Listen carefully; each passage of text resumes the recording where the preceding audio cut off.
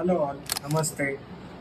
ఈ 13 సెప్టెంబర్ 2025 రోజు every district court మరియు హైకోర్టులో, సుప్రీంకోర్టులో నేషనల్ లోక్ అదాలత్ అనేది నిర్వహించబడుతుంది.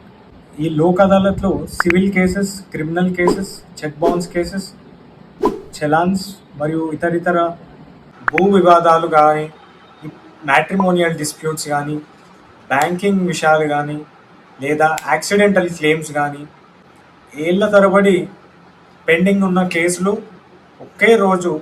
అదే రోజు కేసు అనేది కొట్టివేయడం కూడా జరుగుతుంది. ఈ లోక్ అదాలత్కి ఒక సామెత కూడా ఉంది, రాజీ మార్గమే రాజమార్గం. King's path to justice is through compromise.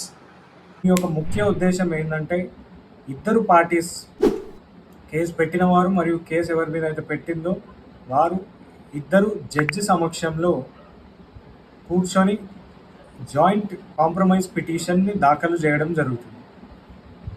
After filing joint compromise petition ఇద్దరు సమక్షంలో, జడ్జి గారి సమక్షంలో ఇద్దరు పార్టీస్ అంగీకరించి రాజీ పడుతున్నామని సంతకం సేకరించి రాజీ పడితే ఒకే రోజున జడ్జి గారి సమక్షంలో అవార్డు అనేది పాస్ చేయడం జరుగుతుంది.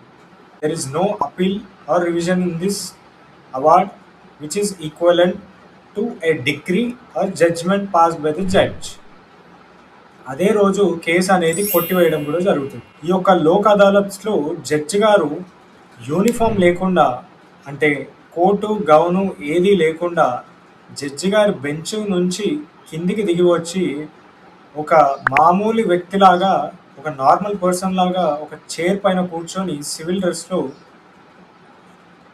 ఈ కేసులు లోక్ అదాలత్లో పరిష్కరించారు. దాదాపు 10 లక్షల కేసులు లోక్ అదాలత్లో సెటిల్ చేయడం జరిగింది.